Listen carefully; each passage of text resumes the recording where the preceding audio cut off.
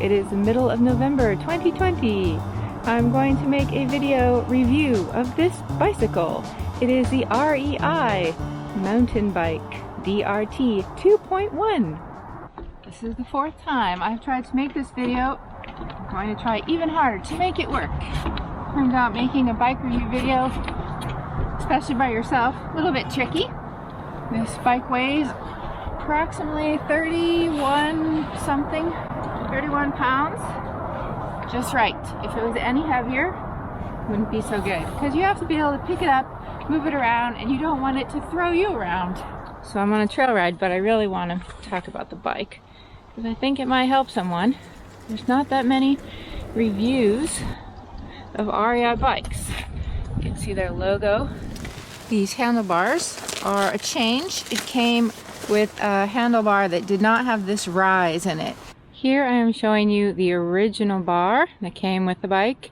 You can see it's a couple inches longer, wider, which you could have had trimmed, but for me the issue was how flat it was, which looked really cool, but I couldn't reach it without some back strain. And that encouraged me to change out the handlebars, because the old handlebars were fine, I guess, you know, I don't know, but I was fidgeting. I was constantly moving my hands or putting my hands in really weird ways that I was wishing, like fantasizing that I could raise my hands up a little, and I didn't know, like, is it my back? Is my posture wrong? I blamed myself. But finally I was like, you know what, how much does it cost? And we got some cheap handlebars and switched it out. As soon as the handlebars were switched out, I stopped fidgeting with my hands. I didn't move them around during the bike ride anymore. I could close my eyes, put my hands where they wanted to be. Voila, that is where the handlebars were. The grip has some texture here. It fits really well on this handlebar, my new handlebar. It also fit really well on the old original handlebar. Personally, I think the grip, I wish it was a little fatter or cushier. So I guess for me the grip is fine, but that is one thing I'd like to upgrade. I just don't know that much about grips, so I'll have to do some research. Here's the handlebars, here is my left hand, and right there by my thumb is the dropper seat post commando button. That's right. And of course on the front is the brake.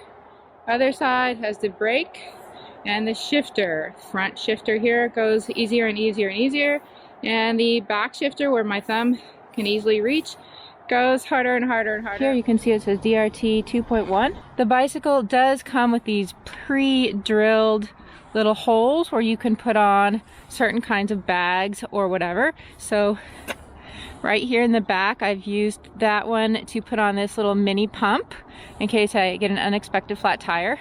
And then this front one, originally I had a water bottle holder there, but it was unpleasant, difficult for me to get the water bottle out. And now I have this foldy lock. I have a lock that goes in there. I'm not sure if I'm going to bring that on this ride. It's a bit heavy. So I better get started.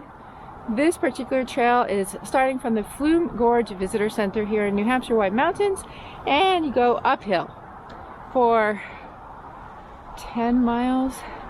I might not make it all that way, but I better get started because I'm really getting cold. Why is this beeping? Oh. Found the cadence. It's like, why aren't you riding? Why aren't I riding? Okay, I'm on it. I actually got on the bike. Sorry. I don't know why. I often walk with the bike, and I'm not the most natural, gifted, talented, gutsy bike rider in the world. I see it. I see the trail entrance. There you go, the start. Bicycle route. Interesting, there's a sign that says no rollerblades. I never would have thought that would be an issue here. What do we got over here? Oh, snowmobiles, however, are allowed. Interesting. 25 miles an hour. Speed limit 20. Two-way traffic, slippery and wet. Bike route begin. Change the gear, change the gear. Okay. Change the gear again.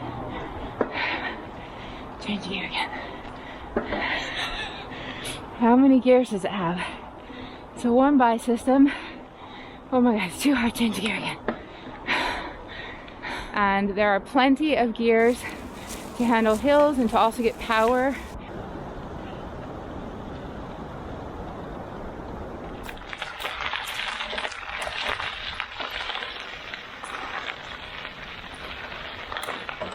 There's a clutch, there's a SRAM, there's your disc, and all of those.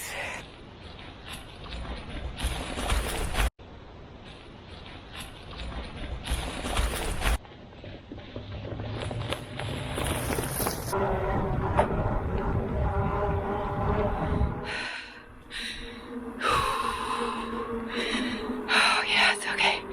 It's so beautiful. One of the most important features on this bike to me at this time, which I didn't even know about or understand at the beginning, was the dropper seat post.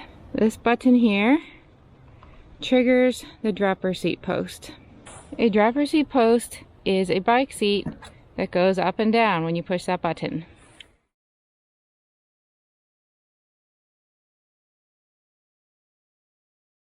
The reason they have these is to lower the seat out of your way when you're going down fast hills, doing jumps, mountain bike maneuvers, so that the bike doesn't bounce around and hit you, cause you to crash, and you can move your weight around properly on the bike.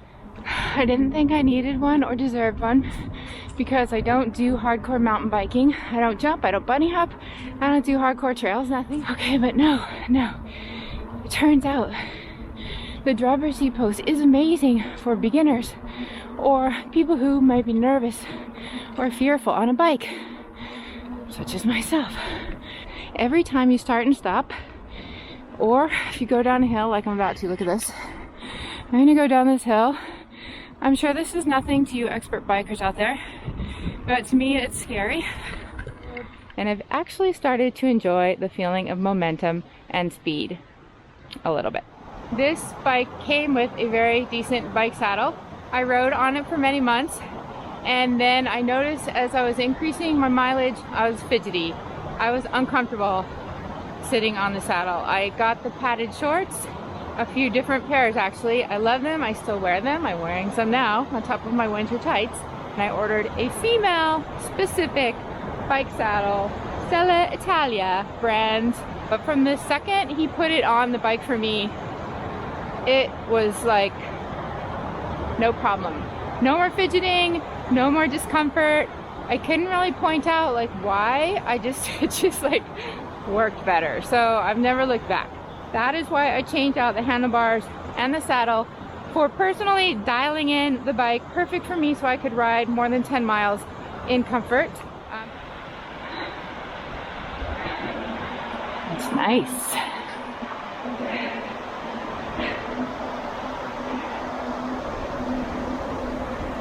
I hear the river. Cascade Brook Trail. Oh wow.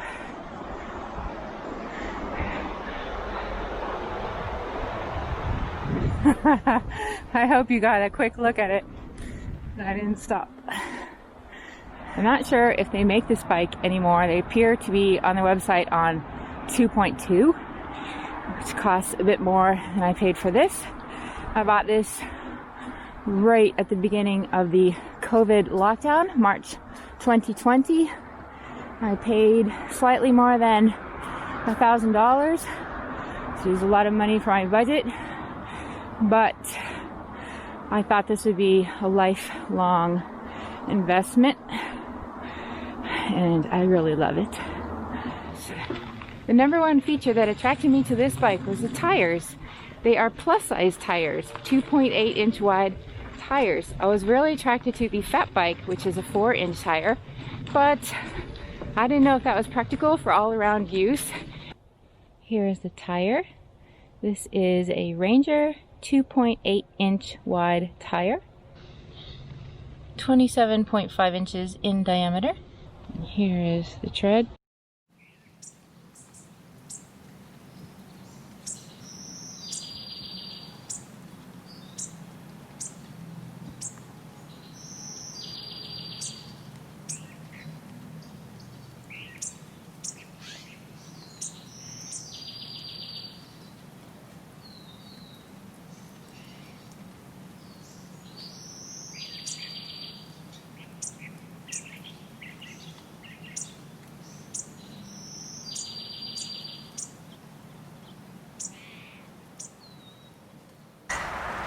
See the clearance there.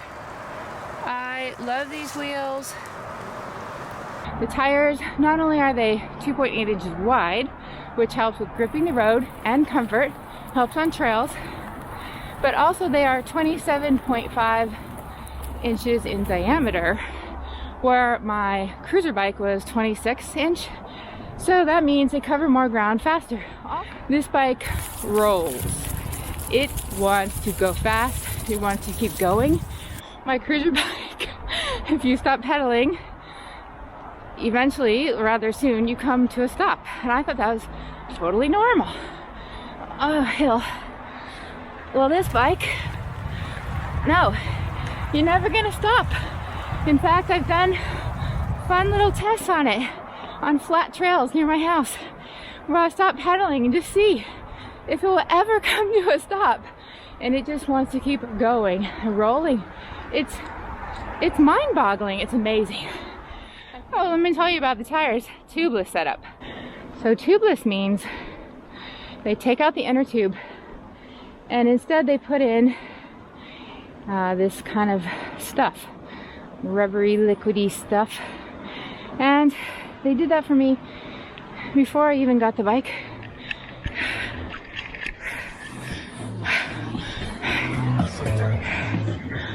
I believed that the tubeless setup would help me avoid flat tires. Actually, at first I had a small problem with that because one of my tires was leaking air and I was having to refill it every day, and it seemed to be getting worse. I took it to my local bike shop and the guy said that sometimes with plus size tire you need more than one little jar, canister, container of the goopy stuff. And maybe they didn't do that, or maybe it just didn't take, and he suggested before searching for a hole in the tire that we couldn't find, that we just buy another $4 container of goop and put it in and see what happens. That worked. Since then, no problems. Don't have to top off the air every single day anymore.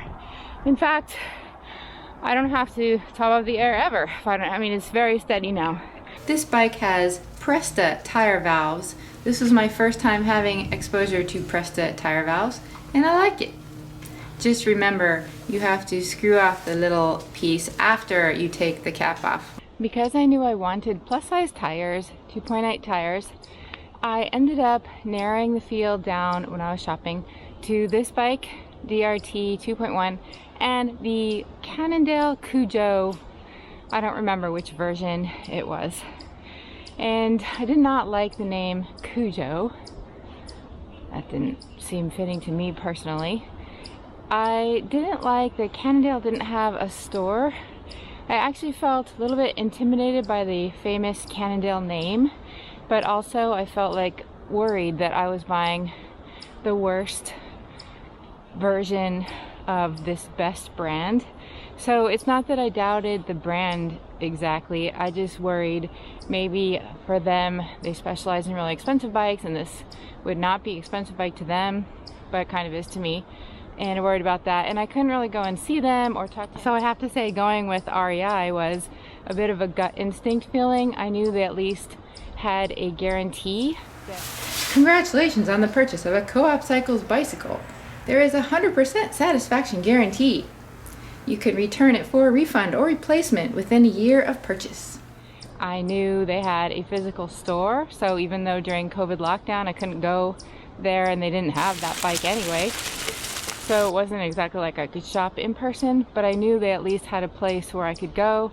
I knew that the one closest to me had a really awesome bike shop, and that would be a fun place to go.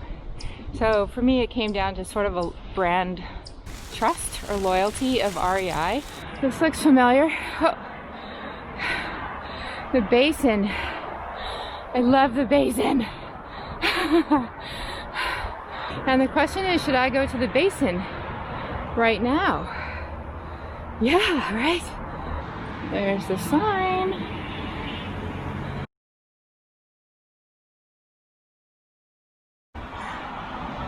Woo! Wow, the traffic is hideously loud, but also the water is so beautiful.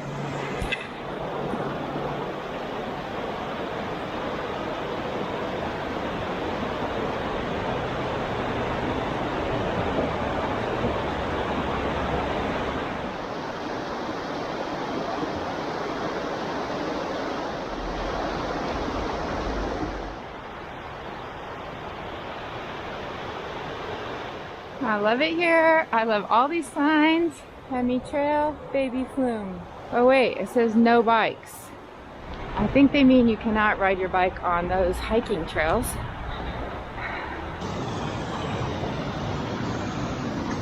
Oh, look at this. Just in case you were wondering. Wow. This large pothole in the Pemigewasset River, 30 feet in diameter and 15 feet deep, had its beginning some 25,000 years ago as the Ice Age came to a close. Water flowing from the melting glacier that filled Franconia Notch eroded in the solid granite bedrock. During the thousands of years that followed, sand and stones were whirled around by the force of the river, causing a boring action that left the sidewall smooth.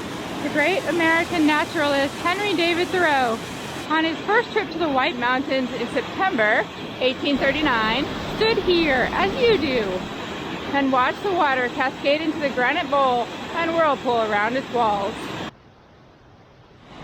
Another vantage point. So I wonder when Thoreau was here, like if he saw stones being curled around, because you see the waterfall and the smooth edge, but you do not see any stones moving. Like there are stones in the bottom, but can you imagine rocks being flung around like in a blender? This is really making me want to see this place in the spring when the water flow is insane.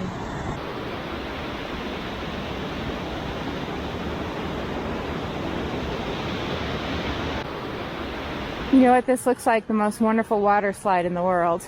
I didn't realize how much the river went along the trail. It's so beautiful.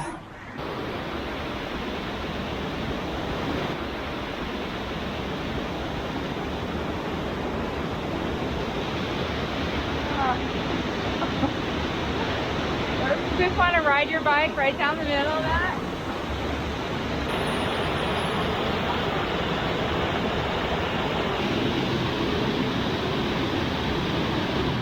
This bike is a hardtail. That means it has suspension on the front of the bike, but not on the rear. If it had both, it would be a full suspension bike. That would cost more. That would be probably heavier.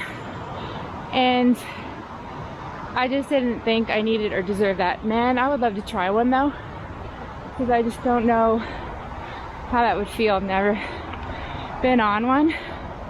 But I knew that the hardtail was very good for so many people, and why not me?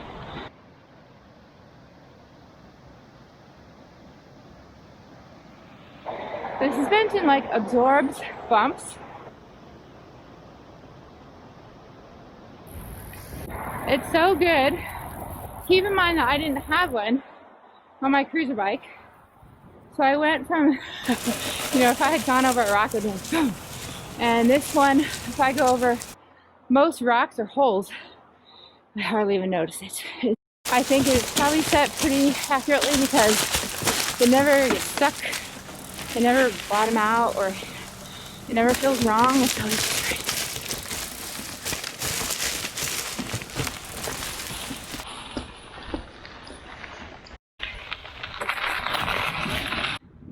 Of course, I'm not doing any jumps, so I can't really tell you about the more extreme uses or the suspension in that regard. Relating to all adult hardtail DRT models. Rough trails, rough unpaved roads, and rough technical areas of unimproved trails, and jumps of 24 inches and less are anticipated. It is intended for cross-country riding with ranges from mild to aggressive over intermediate terrain, hilly with small obstacles like roots, rocks, loose surfaces, and hard pack and depressions. There are no large sick drop-offs, jumps, or launches such as wooden structures or dirt embankments. Suspension travel is relatively short since the bike is intended to move quickly on the ground and not spend time in the air, landing hard and hammering through things. This bike model is not intended for extreme forms of jumping or riding such as hardcore mountain bike riding, free riding, downhill, north shore, dirt jumping, hawking, etc. Easy part, I can catch my breath and I should go faster, but I'm so tired from the hill. The best thing about this bike for me is how smoothly it rides and how much it boosts my confidence as a rider. Roots, rocks, roads, acorns. If I'm riding along the road and a car is coming too close, I just go off the edge. And I never would have done that in my old bike, but this bike can handle quite a hideous trench or drop off on the side of the road with ease. You know, I just don't worry about it. In fact, if I'm riding on a road, half the time I'm riding on gravel because I just go off the road. On off the road. I love it. I love this bike. So what else should we talk about? Like one time I tried to video myself going on a berm because it was just so cool looking, and I thought I would be sideways like that, and then when I felt like it was. Then when I went home and reviewed the video, it was pathetic. I was basically upright on the like little bit curved edge of the berm, and no, I absolutely have no talent for that whatsoever. Can't do it. I'm not gonna do it. Air. I keep the tires usually around 28 psi. A local bike shop guy says that's silly, that is too high, probably for these tires can handle really low tire pressure, and I'm sure they can, but I tend to ride every single day on half road, half gravel, or back and forth.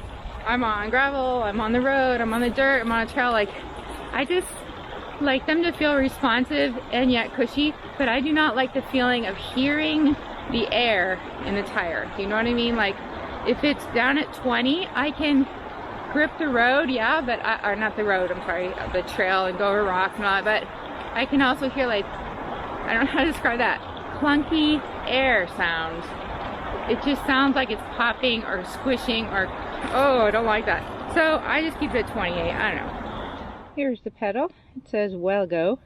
The pedal has some little nubs, little spikes there that help hold your shoe in place. The pedals work fine for me. I kind of think that might be one place where the bike has a little tiny bit cheaper component. Probably REI logically thought that a lot of people would switch out those pedals immediately for clip-in, clipless, whatever, those clip pedals. I don't have them. I don't even have mountain bike shoes, and I would kind of like some. I just haven't really gotten to that. Disc brakes. Oh, when you first get the bike, you have to bed in the brakes. That means slightly wearing the surface of the brake pads by very controlled braking. I knew you had to bed them in, but I didn't really understand how. The day I went to pick up the bike, I was so excited, and the guy there at REI told me again to bed in the brakes and sort of how to do it. I think I was just so excited to go ride the bike, and I just went out and I did try to bed in the brakes. But so REI has this thing where you buy a bike, and then within a certain time period, I want to say it was 3 months, you can go back and have a free tune-up, which I think they intend to be kind of a minor deal, but I nicely insisted. I really begged. I asked him to do it because I felt so bad that it was wrong, and I felt like my brakes weren't working. So he did, and after that I went out and did the bed-in process very strictly, which is what I recommend anybody. If you ever get a bike, disc brakes, do the bed-in thing very properly. It really matters forever how your bike brakes operate. Once they're bedded in properly, the disc brakes work very, very well.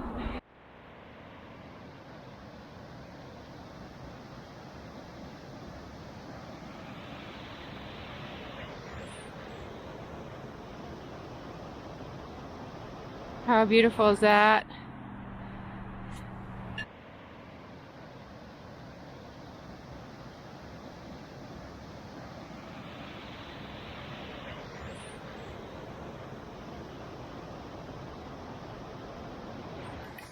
Here, I'm just coming out of the campground parking lot.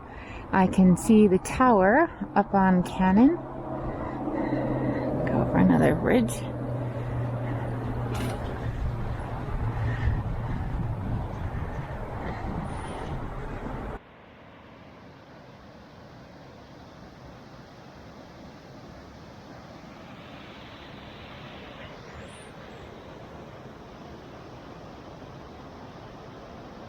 I wonder how much I've gained elevation. I'm not sure if I have that setting.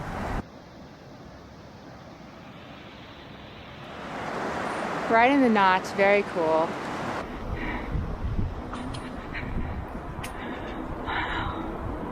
Caution, bridge ahead. Oh, and there's a little sign with bike on it. Whoa! Whoa!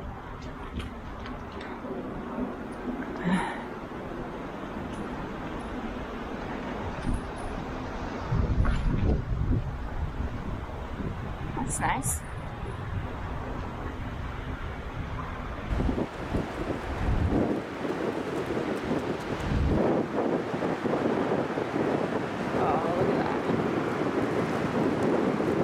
This REI bike design came in 3 or 4 frame sizes. This is the medium. I am 5'9", which fell on the cusp of their recommendations between... Whoa, hold on. Look up there. It's so windy and cold. I need to get out my other camera so I can zoom in. You can see that.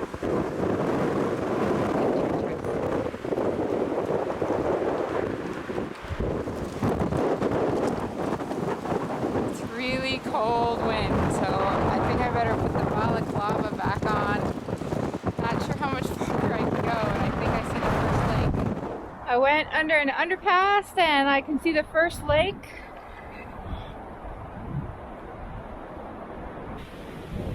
I don't really know what's going on with the weather, but it's starting to feel kind of wild.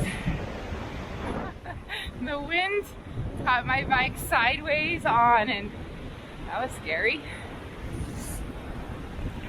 I'm just coming up to the second lake, and there's wind on the lake.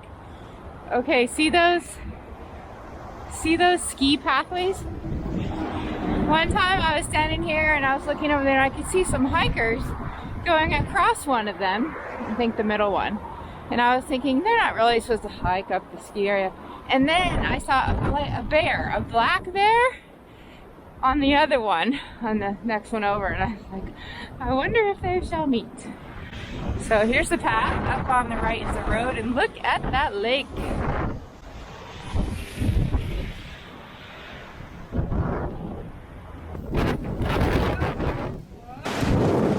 Huge gust of wind. Look at that. That's mist. Water.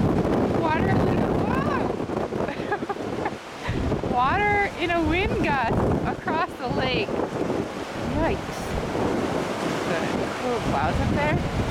And then right over there, you see Artist Bluff. Usually, every day usually, you see people up there. You don't see anybody on Artist Bluff today.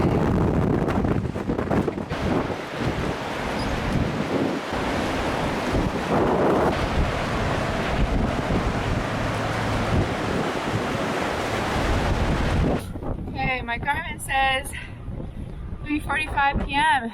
6 miles, 2.5 hours, 900 calories. And it's absolutely beautiful and all. I wish I could keep going, but it's not happening. It's too windy, it's too cold. Very cold wind. I'm not describing it fully, but I feel I have to turn around for safety.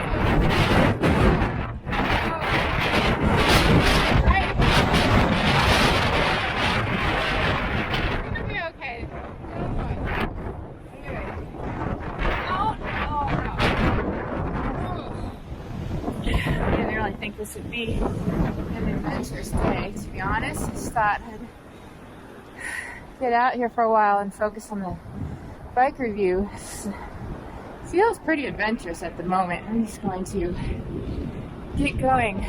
Back and back. Wow, look at those trees. Uh-oh. It like stops the bike. Probably because of my body. Not very narrow. My plan is to ride solid riding at least 3 miles.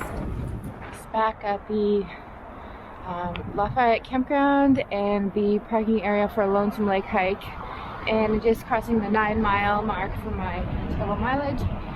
And the wind is better down here, not so windy as I'm going back down the mountain, but it is starting to get dark. It is only 4 o'clock, but we're in the darkest time of the year here in November.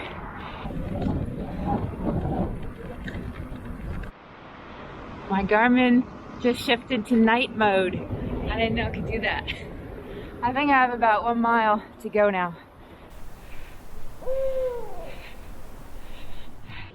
I heard an owl. That's crazy because all I ever hear here is the road. And now I don't hear the road. Yeah, I did it. I'm back in the parking lot. Woo-hoo-hoo-hoo. Let's see here, it is 4:30 and scary like dark. 12.5 miles, so basically 6 up and 6 down, a little extra for video. 3 hours, really fun. I don't feel that tired, but I do feel cold. Thank you for watching this video about the REI DRT 2.1 bike.